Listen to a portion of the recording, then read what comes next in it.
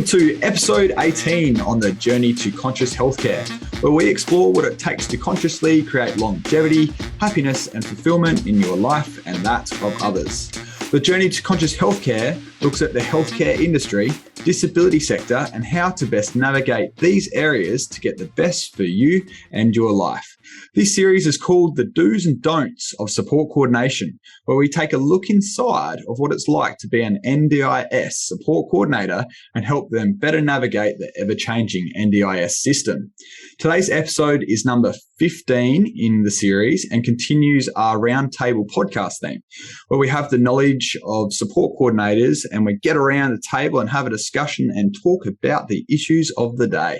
I'm your host, Trevor Keane, and I'm also the founder and CEO of Conscious Healthcare SA, an expert company that is known for high-quality healthcare services and transforming the healthcare industry in the disability space. Today's show is sponsored by Conscious Healthcare SA. Conscious Healthcare SA provide high-quality NDIS healthcare services in the comfort of your own home. If you're interested in an easy and reliable way to navigate the NDIS and access healthcare services, please do get in touch. As mentioned earlier, today is our fourth roundtable discussion. And today we welcome with us Sophia Saidi. We've also got Waechter and Tiffany Thompson. Sophia, I might hand over to you as we're in a bit more of a relaxed setting as far as just giving yourself a bit of an introduction and telling us a little bit more about what you do.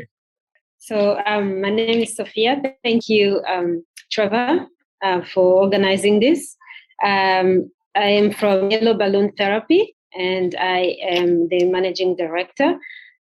So I am from a refugee background and I got interested into the NDIS or disability sectors after my younger sibling was diagnosed with autism here in South Australia at the age of 3.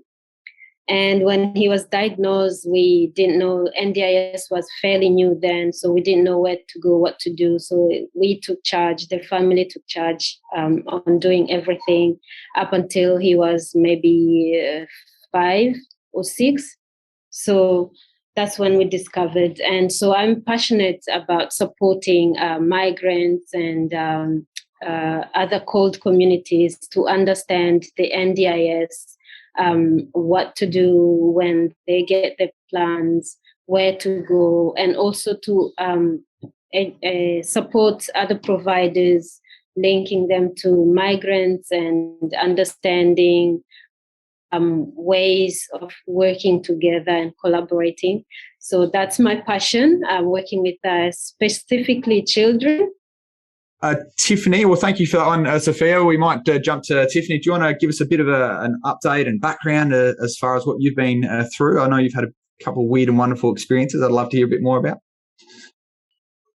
So thank you for having me here today, Trevor. It's always a beautiful when you're given an opportunity to speak about the work that you do. And I think it's also caused me to stop and reflect about the services that I provide. So my background's quite varied. I used to be corporate. I had a bit of a sea change in my early 40s and moved over into working with guardianship kids and then progressed into mental health, working with a lot of teenagers that were in the juvenile justice system and just how much that impacted their world.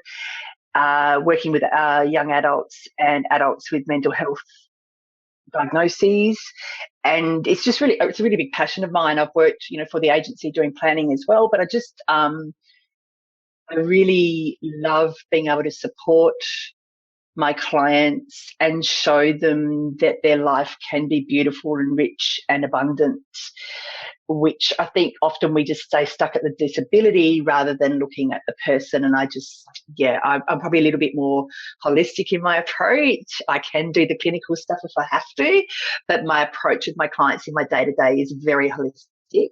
I stepped out on my own last year and yes, it's grown and there's just been a big demand, and I guess maybe I'm getting some things right. And I think when you get feedback from clients, you see the changes that they're making, but then they also recognise that I think there's something beautiful about that, and helping to realise with the agency what that funding can do rather than what they can't do. like shifting that mindset. And that's another big focus of mine. I'm always about, and I think we've discussed this before, I'm always about, let's try and make this plan sing for you first before we just go, let's go back and get some more money. Let's make things work. And if they're not working, let's come up with some concrete information around that and move forward. Yeah, no, I love that. And I think, I suppose your background being on the other side of the table when you were putting the plans together sort of helps you be a bit more informed about that and sort of understand both sides of it. It's a bit of an interesting paradigm and shift. It is. On that note, I reckon we're over to you, Ben. I'd love to hear a bit more about your background. I know you certainly get up to many different things. I'd love to hear all about it. Yes, my name's Ben Waechter. I'm the founder of the charity KYD-X. We raise awareness and promote discussions and discover solutions to issues that are facing young people with a disability. We host the Kids and Youth Disability Expo, which was stemmed from our experience personally. We have a son who's now 8, who has cerebral palsy, and when we first got the diagnosis, we were like, cerebral palsy and what's the treatments, etc., and find out, what's here in South Australia to help us. And we struggled to find that information, and so that's when we thought, I'm sick of chasing them; they can come to us. So we started up our Expo just to allow people to have more informed voice about their services and the providers and what's out there to help them. So we also host an inclusive music festival, Sounds and Vibes. We've got other projects, which is the off the floor accessible toilets, and we're starting up a frame running club. Frame running is something where it's like a tricycle. You sit on a saddle and rest up against a chest plate, and people with mobility issues can actually run again, get their physical activity, get their heart racing, increase the blood through the body, basically. Recently, we started our own, we moved into the provider space really and started our own support coordination, advocacy and mentoring in the self-management capacity, and that's where we're sort of at now at today. You seem to have found the perfect way to make more hours and all that in the day. I think you've got plenty of projects on the go there, many impactful projects as well. There's I'll get some further details off you, and I'll chuck in the show notes a link to all the information that's been discussed here. But I think fantastic. So we've got a good caliber of people in the room. I thought what we might start with, I know we've maybe touched on it a little bit, but as in what's brought you here today, not just into this podcast, what's brought you into this sector. I might jump back to you, Sophia, as far as, what's your passion and drive, the whole Simon Sinek why aspect. So over to you, Sophia. For me personally, is every day when I see my brother and how he's progressed, that inspires me a lot. So he's my biggest inspiration from the very beginning. So seeing him happy and progressing and doing so well, and also I feel like I should be contributing to others, not just supporting with my brother. So the whole community and the whole Australia, if possible, supporting the individuals in need and doing my best, the best way I can to support in whichever way possible. So that's my drive. And also my life in general, from where I grew up in the camp, I had no support, so limited support, and also just as a child, you left like with very limited resources.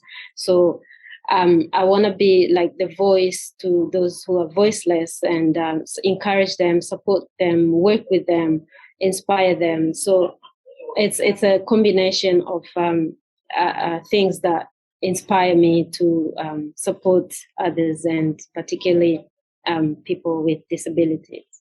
Yeah. Oh, it's fantastic. I can really hear your passion and drive there to help others and do more. I might jump around. Tiffany, what's your why here? What's going on there?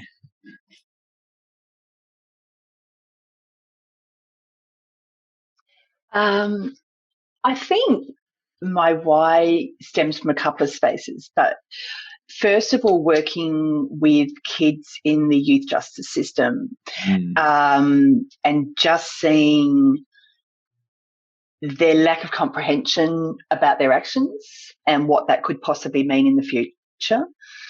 There was a alarmingly high percentage of those kids that I worked with that had some kind of, obviously there's a lot of trauma, but just looking at the mental anguish and the lack of support that had been given to them up to that point, and their lack of awareness. And a lot of those kids did have disabilities that weren't being picked up or recognised or appropriately supported.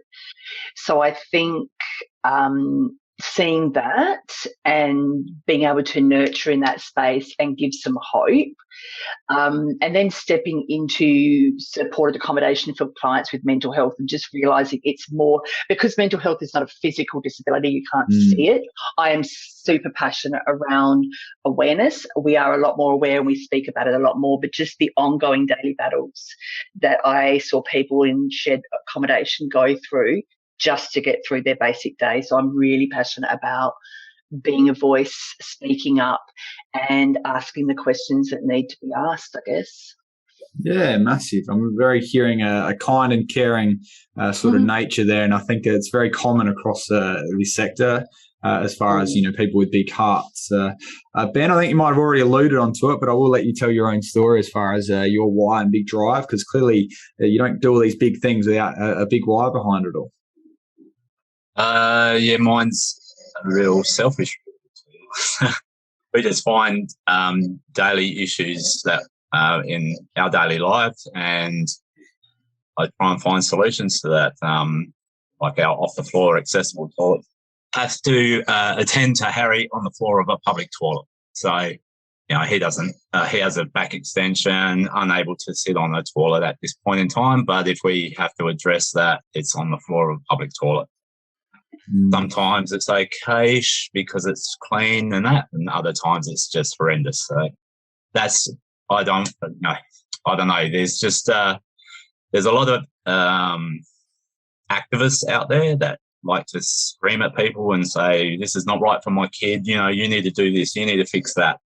And I found that activism is making people turn off. We've sort of come across this whole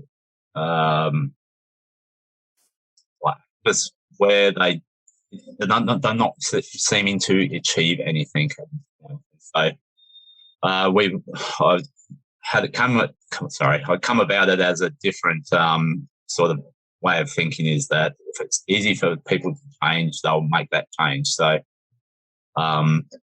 we come up with solutions to the problem. So and just say, this is the issue that we're facing, but this is the solution. And people are really, getting on board with that, because they don't have to come up with solutions anymore. We've got them, and we are the people with the lived experience. We know how to fix it, but it seems that a lot of people would rather just yell and scream about it rather than just, pull their finger out and do it. So all our projects is based around Harry, and I don't want to be banging on about the same things in the next 5-10 years. I don't want to be banging on about accessible toilets, or there's no information out there, or we can't have accessible events and stuff like that. So let's just create them and then show them that it's not that hard. Wow. Correct me if I'm wrong here, but I'm really hearing a restoring of dignity there. Obviously, there's a few different things, but it's really also overcoming that and being the change. Really, like you're really active as far as putting these solutions out, and through your work, obviously it's going to stick. You know what I mean? Like you're actually having it happen. So you're proof in the pudding as such, like because you can see it now happening. And hats off to you with all the work you do there, Ben. We might transition a little bit. So support coordination territory, obviously there's some challenges that are involved. There's obviously lots of hot topics of the day. I thought what we might actually start with is, before we get into the challenges, let's go through some good news stories. So Tiffany, I might start off with you. You've got a good news story, someone that was non-verbal maybe, if my memory serves me correctly. Yes, I've got a little boy who's now 4. So 12 months ago, he was completely nonverbal. He wouldn't maintain eye contact. He was eating a very limited range of foods. There's like 2 food items that he would eat. He was eating, I think it was chicken nuggets and potato from memory. Very much sensory deprived, and reacted really badly to any sensory input that was given. Was not able to attend nursery or kindergarten. He had a really good plan with really good funding in the right areas. His mum has worked particularly hard in ensuring, I guess, that continuity of support for him. And he just recently had his 4th birthday. He's completely verbal. He eats a whole range of things. He was laughing and giggling with his little friends. He's been identified as being able to now attend a mainstream kindergarten and will be fine in a mainstream school. That wouldn't have even been considered 12 months ago. And it comes down, fantastic therapists, his allied health team, mum doing the work as well. And it's just been incredible. And I was with him last week and we just had this full-on little conversation about Spider-Man, and I didn't really know much, and he's telling me all this, but it was an actual proper conversation, and we chatted for about 10 minutes, and his mum just sat there, and she actually went out of the room because she got really emotional, and she came back and she said to me afterwards, he's just had a normal conversation with you. And I went, yeah, he has. Doesn't that warm your heart? Oh, it does. It was just gorgeous to watch. Just absolutely beautiful to see him grow and develop. And see his little personality really shine through. So, yeah, it's awesome. And not only that, the impact forever and a day into the future. Yeah. You know, it's endless, the impact there. I'm going to let you double dip here as well. There's talking about pediatrics now, moving on to adults. I think you had a homeless gentleman or person that you're working with as well. Yeah, so very big history of homelessness, obviously drug and alcohol issues. I believe that there was gambling there as well, so really poor money management, no informal supports apart from Hutt Street. It was referred to me from the Hutt Street Centre here in Adelaide. He came to me about 6 months ago now. He is now housed in permanent housing that he doesn't have to move from again. He really has taken on board the support workers coming in to support him. That was a really big thing for him because he's used to defending for himself. So even watching him in that space, he's got a regular GP. He's actually got himself on some medication to help with, because there's multiple mental health diagnoses there. So he's now on medication that seems to be evening things out. He's eating regularly. He's getting proper food. He's getting appropriate rest. There are still, obviously, the drug and alcohol issues are there, but he's now got support around that and he's really open to that. He's being handed over completely from Hutt Street now. He's no longer on their books, which is an amazing step inside 6 months. So not considered that he needs case management. And, I think he's really grateful. Sometimes he struggles with being in this home now that he doesn't have to move from, and that worthiness stuff. But even just being able to work through and counsel him around worthiness stuff and his value in the world. And he's a really creative, he's really genius with creative stuff. And you sort of think there's just so much potential there. And I think he's just tipping it to start recognising that he does have a place in this world and he doesn't have to be defined by the fact that he was homeless. So, yeah. Yeah, I think that's amazing as far as continuing to work alongside as well. I know some people might clock out as such, but I think that, to actually persist through, I think it's really important that, you've played a major role there in helping that gentleman out. I might continue to go around. Sophia, I think you've had someone that you work with autism, I think was the theme of your good news story. I'd love to hear a bit more. Yeah. So there's a couple of kids. So my brother as I said earlier, how he's progressed from absconding and not being able to speak. Toileting was an issue, and now he's doing so well. He's going to the toilet on his own, trying, and he's working really well with his OT, and they're really doing their best to support him. So seeing him progress has been incredible. He's doing so well with that.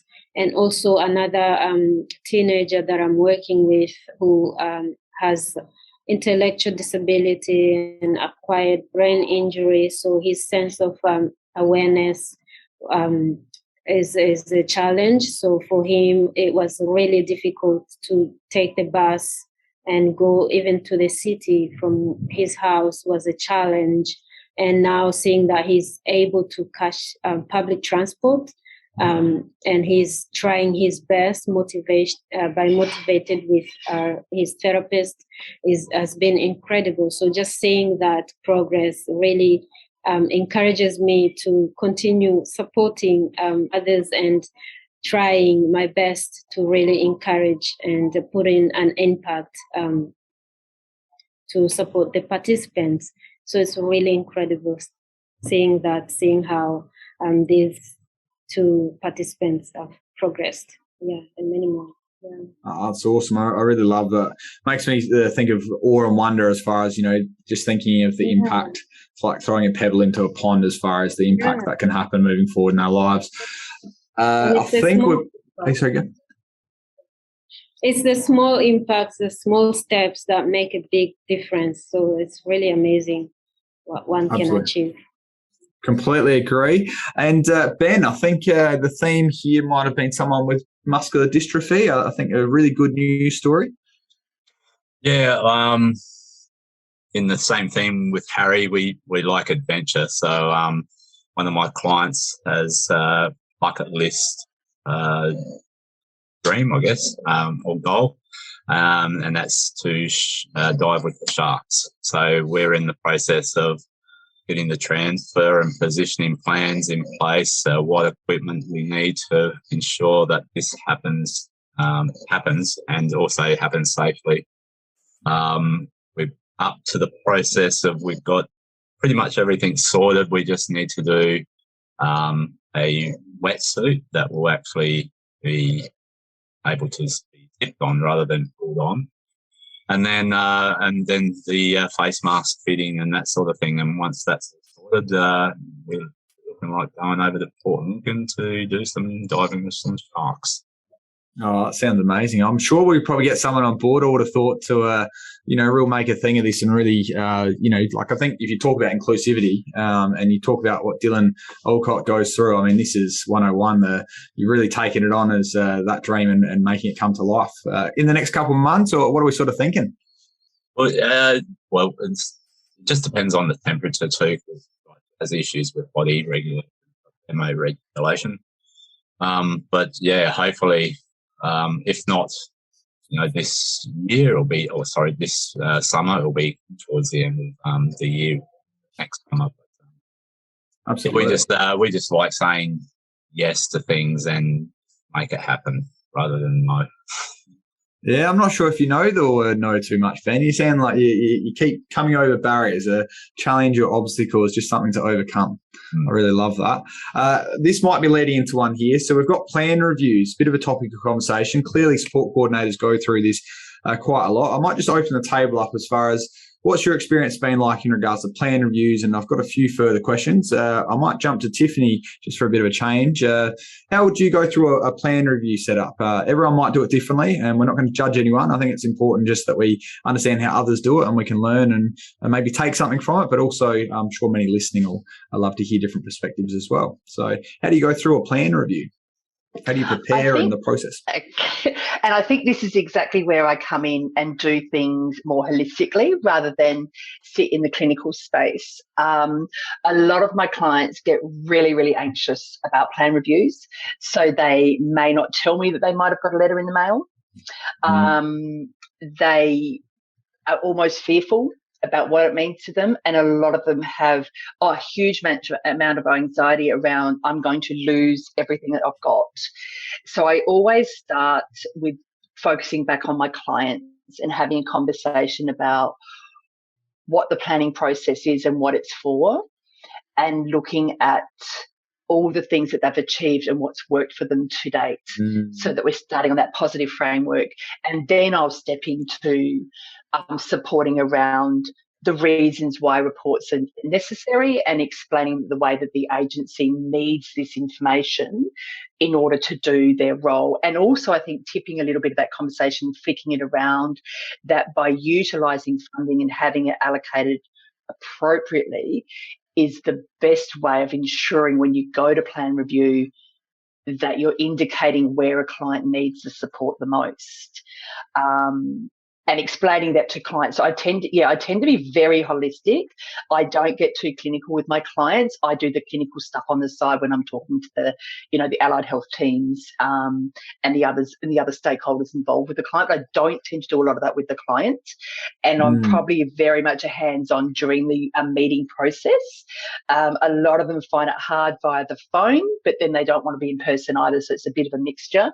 But just really explaining to them that I'm there to support and guide that conversation for them.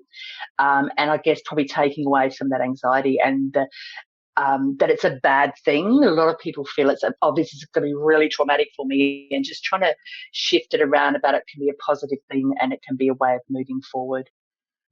Yeah, right. That's quite a fascinating approach, specifically, I guess, given that plan reviews we know can go all different directions. Do you find that people's approach and perspective changes with that, or how do you sort of find that that's welcomed? And if they don't tell you, then what do you do as far as, like as in, do you have your checkups to make sure that you can sort of work out when it's happening so it doesn't fall through the gaps? I think that's really important as well. Yeah. So a lot of my clients get anxious about, they have in their head this 100-day business, and that's to do with plan review requests, but they get it stuck in their head, this 100-day thing, and suddenly they are meant to be, from an agency perspective, they're meant to be touch base with 90 days out from the plan review date. We all know that's not happening. And I bring it up early with my clients and explain to them that they do actually have the options and they can be in the driver's seat, so they can actually contact the agency, obviously with support. But they can gear that and drive that. So it's shifting that focus from the agency are going to tell me what to do and how they're going to get in contact with me and I've got to wait, to giving the power back to the participant that they can choose to contact and set a time for their plan review and be in charge of that. So I approach it that way, and I do follow up. So yes, I will contact the agency about plan reviews. Yes. I'm curious then, just diving in, I will absolutely go around the room then, but so if they contact the agency, are they contacting it and in regards to, how when you get a plan, you've got a name on the plan, are they contacting straight through to that number, or are they calling the 1-800 number, and what's the sort of uptake from it? I'm curious because I'm sure it's something that's going to be interesting for a lot of support coordinators. So I support to do that. With my particular cohort, a lot of the planners are actually NDIS planners, because it tends to be probably psychosocial is predominantly done under that. But if there's an LAC contact, I'll contact the Mission Australia, BAPCare, Kudos, or Feros, and ask if that LAC is still the LAC appointed to my client, and if not, find out who it is and speak directly to them. Yeah. And it's pretty good uptake. You're sounding very positive about this, which is great news. I don't know if this is a positive front, or is this sort of how it works? Like, get a response? Get a response. I mean, often the LACs have moved on, or they've shifted, or it's changed. But I think just by being in front of the plan review process instead of waiting for it all to happen, and I'm very mindful how I speak, and obviously I know what it's like to sit in that space, but just about organising a plan review time and a time for the meeting with the client, so that we can, get ready for it, and then they feel like that they are taking control of their lives again, and it's not being done to them. They're part of that process, and that is a big shift. But I think we need to be empowering our participants to have those conversations. And if something's not working, that they've got options to speak up or to ask, because we shouldn't just be, oh, well, we'll just go to rollover or we'll just go to an extension. Like, you know, Ben was saying before, have the conversations around what they actually need, but be proactive about it. I guess that's probably I don't really get negative. Trying to think if I ever had anybody get upset with me. Not really, no. So I think it's good to know. I might flick around to Ben. So this whole plan review thing, how do you go about preparing for it? What's your sort of strategy or approach? Keep in mind everyone is different once again. Yeah, pretty much the same. Like a lot of it is managing the anxiety of your clients. There's a lot of distrust out there. There's a lot of uncertainty. They do feel the anxiety of, you know, you hear the stories, oh my God, you know, everyone's cutting, you know, the funds are being cut. It's going to be for 2 years. It's going to be for 3 years. And then if it's cut, you know, it's a 3-year plan. So what am I going to do for the next 3 years? So I think that there needs to be a lot more transparency coming from LACs and from the NDIA about what is expected from these clients, or the participants, sorry. So once the transparency is there, the uncertainty leaves and the anxiety goes as well. So, but really it's just being prepared, getting all your reports, making sure that there is a date that you can, you know, talk to your planner and that sort of thing.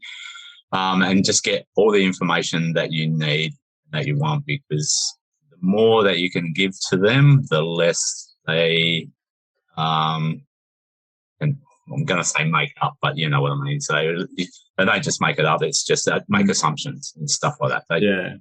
They then don't make assumptions. They have it in black and white. This is how much it costs, blah, blah, blah, blah, that sort of thing. So, but yeah, that's basically my tips. No, it makes sense. And when you're going through it, how do you know what one may need? Now, you've got the experience going through, but say maybe for some of those that aren't as, been out in the field as long, Ben, how do you sort of know what might need? And I know it's going to change on an individual basis, but how do you, is there a typical, hey, it's got to be an OT, FCA, or what sort of types of things? And, even going back to the support workers getting letter recommendations or something like that, like how do you know what you might then add in to that basket for the reports for the planner or LAC? We base it all around the participants' goals. So for this goal, they'll need X, Y, Z. They need an OT for this, and you sort of got to go through that whole how does your disability implement on your life? So there you go, get your functional capacity assessment and that sort of thing. So it's an individualized conversation, but the questions are all the same. It's always about what is your goal, how do you want to achieve it, and how do you want to be supported? Basically, what's in your plan. So, and then it's a lot of other people. I've got one client that doesn't want support workers because she has an assistance dog, and that calms her down because she doesn't like dealing with people. So, but there's other people that want to have company and want to have support workers around. So it's just different for each person, and it's about getting them to understand their own needs.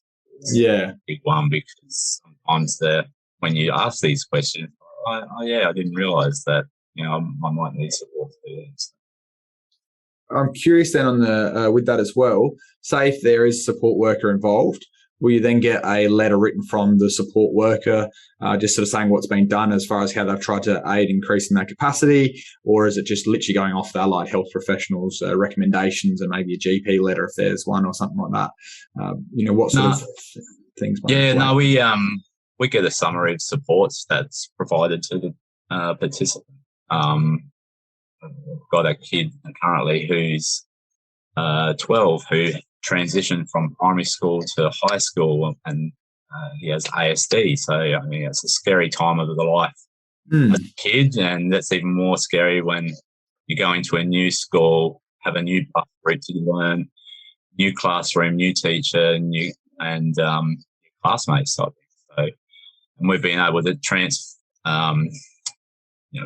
training on the route and being able to be supported in preparation for school, before school, and how to get there and how to behave at school. So it's just stuff like that where the support workers just rattle off what they have done, how they've supported him, and how they've helped him achieve that goal. So yeah, we get support documents from the support workers as well. Yeah, perfect. That's awesome. And Sophia, I'd love to know how you go about tackling the journey into a plan review. Me? Yeah.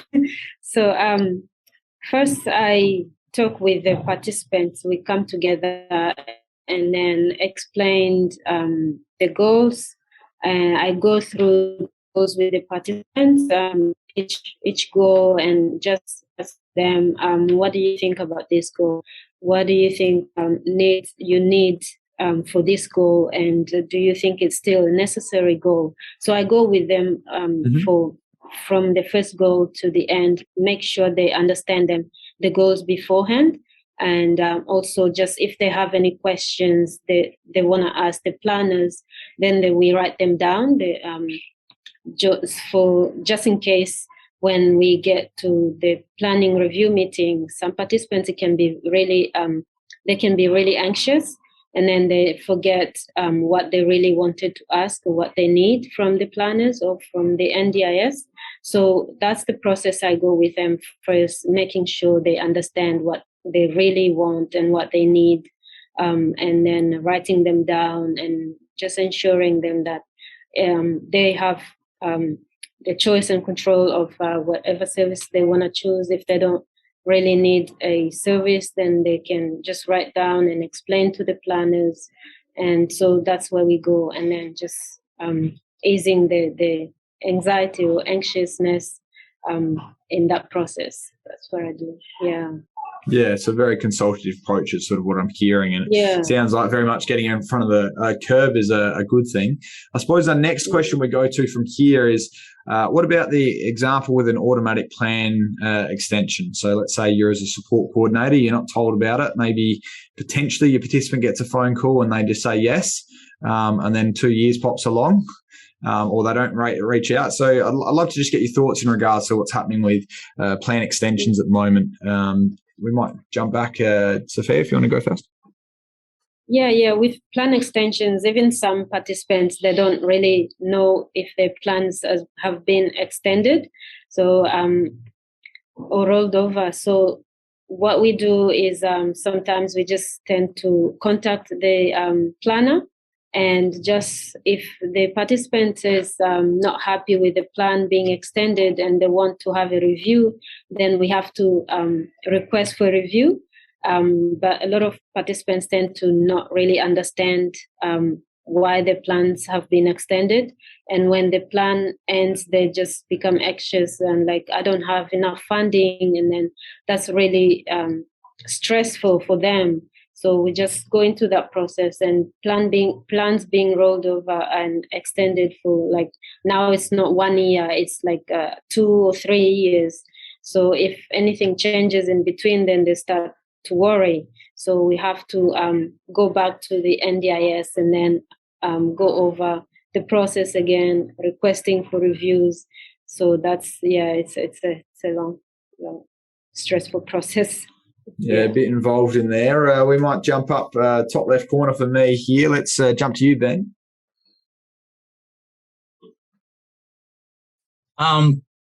Yeah, it's been quite interesting, I guess. It hasn't been widely talked about, so people are unaware of what's happening. Basically, if you don't get in contact or your documents through to the NDIS before your plan due date, they assume basically that everything's going well, and so they just extend your plan.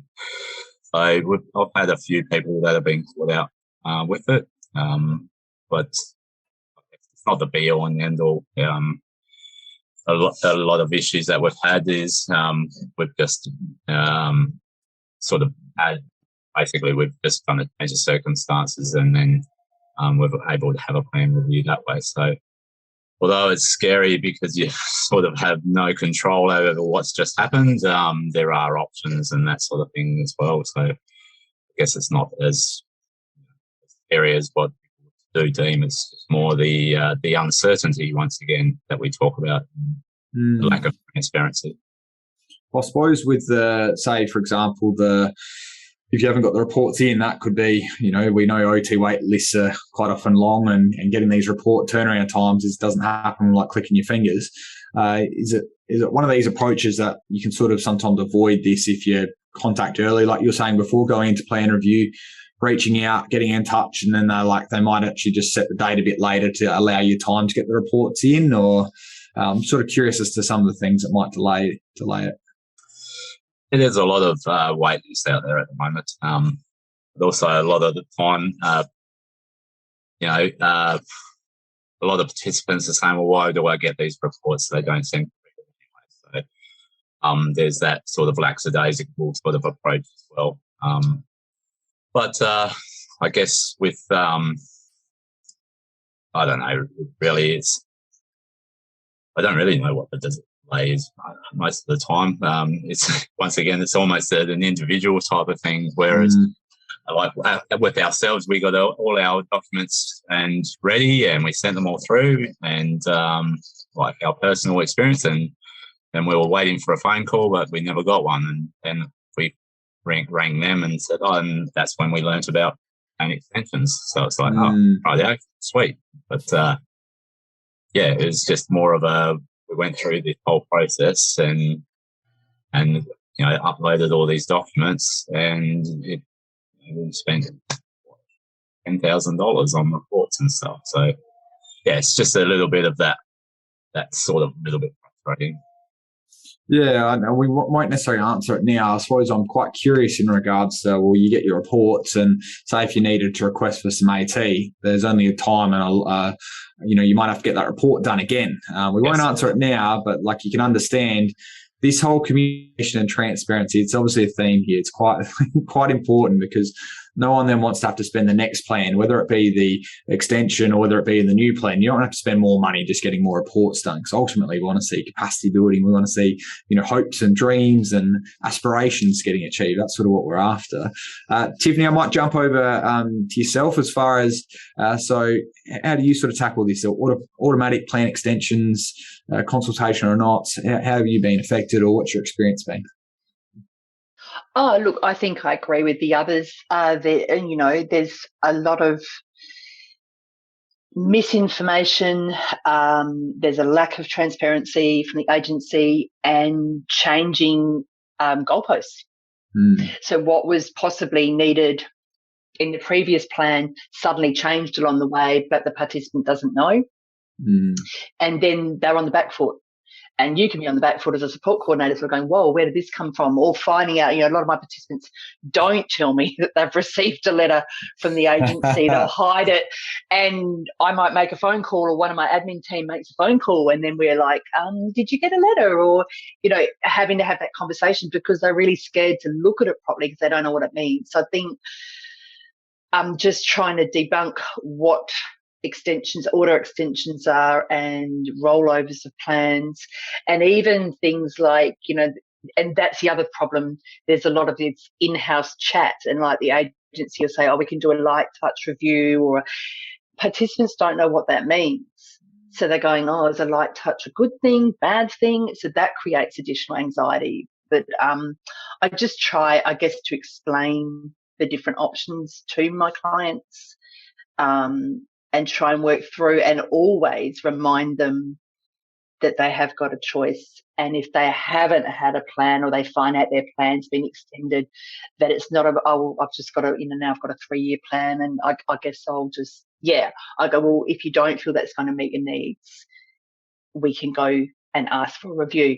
The only thing is, and I don't think the agency were clear enough about it, they won't do 12-month plans anymore. Like, that's just standard. There should have been a lot more discussion, a lot more information given out around that. I don't necessarily disagree with the longer plans, but it doesn't work for everybody. And I think that just sort of suddenly started happening, and people just suddenly got told, well, I was told I have to have a 3-year plan because I haven't, nothing's been really going on in the last 12 months. Maybe nothing's been going on because they haven't been able to get in to a therapist. And the whole, let's add the COVID thing in there. I hear what you're saying. All of that. So that's an issue. I guess I'll just talk it through and always redirect and guide where possible. Well, I mean, I just sort of think immediately as an example is if someone's homeless as an example, and they want to use support workers, whatever else it is, out in the community, or there might be other things going on that we've got to factor in as well. So how do you reflect that and how do you cover that? And if they're homeless, remembering that the address that they're going to have is like Centrelink, they've got to have an address, right? So that'll be care of Hutt Street Centre, care of their local GP, what have you. We're forgetting that those people are not in a stable home environment. And if we're just going to do rack-out rollover plans, we've got to look at the uptake there too. Why are these people not utilising their funding? What's going on there? And a few more inquiries, not, you didn't use your funding, so bang, we're never going to have it. I totally get without that. Any conversation. Yeah, without any conversation with you either. Yeah, I get that. Response times, I know that's a topical sort of one as far as having people get back. So LACs and, planners and all that sort of stuff. How's everyone going with the response times, and what are you sort of doing about it? Because I think response times, we've probably said it already, have been blowing out. That we've got standards that they're meant to adhere to, but often it's not being achieved. It's, it's getting blown out of proportion. Ben, do you want to jump in first? It's a bit like how long's a piece of string. So there's some people that get back to you, within the same day. There's some that have never got back to us. So it's it's once again frustrating because that we have these standards and yet no one adheres to them. So it's recently waited 2 months for a new plan after the plan review happened on February the 10th, and we finally got the plan 2 days ago. So it's just stuff like that where it's almost an anomaly, but yeah, it's a bit that those are starting to become a bit more common. That's all, and that's I think is the frustrating part for people as well. I think that whole uncertainty thing. Yeah. Perfect. So I think we've covered response times there pretty well. I think what we might do is multicultural, different communities, and the understanding of the NDIS. Sophia, would you like to jump through and tell us a bit more about your sort of understanding of that and how it's getting adopted throughout the community and how well it's being understood? That's the main thing. Yeah. Nowadays they are getting there, but a lot of multicultural communities or cold communities, they find themselves, they're getting these plans, they don't know what to do with it, so the plan just stays inside. And then there's like maybe 4, 5, 6 months with nothing, no support involved. And then later on, they'll just be connected maybe to a support coordinator to support them. Most of them complain that they never see the support coordinators. It's just over the phone, and they don't really understand what they're being told. So they just find themselves agreeing to anything and everything. They don't understand that they have the rights, choice and control. So it's just that frustration, I suppose, from the community's perspectives. But also I understand that from providers, it's also challenging engaging with multicultural communities. So understanding, taking that time, I feel it'd be really wise to take that time and really understand your participants, the participants you're engaging with, the cultures. So it's not just every participant is different. So having that understanding and patience is really needed from both the participants and the providers. So if I can take an example of how when my brother got his plan. So we went for 3 years with no services, because my parents didn't really know where to go or what office to knock for services. So we were doing everything ourselves, incontinence, because my brother was on nappy, everything from pocket money, transport, to take him to the psychologist or therapist, OT, pocket money. So we didn't really know what that plan was or what was happening. So that's where I find a lot should be, like a lot of education or information sessions should be provided to families or participants from cold communities. Yeah. So having those information sessions will be really, really useful. So I'm finding myself doing support coordination where I'm not doing support coordination. So a lot of people would contact me because they know I work with individuals with disabilities. They would contact me, oh, I think my child needs this. I think my relative needs this. So I'm finding myself connecting them, OTs, looking for OTs for them, looking for speech for them, and ask them, do you have a support coordinators?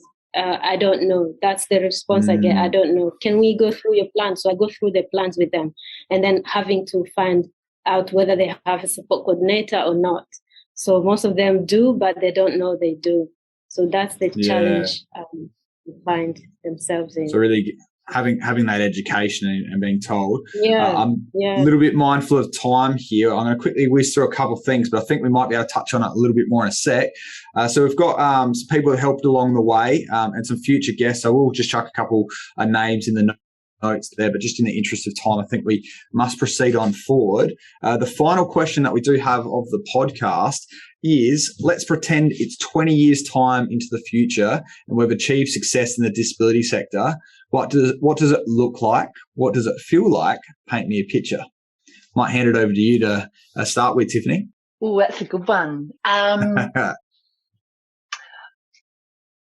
think the thing that probably stands out for me the most, it'd be really beautiful that if in 20 years' time, participants that are being funded through the NDIS or whatever alliteration it is,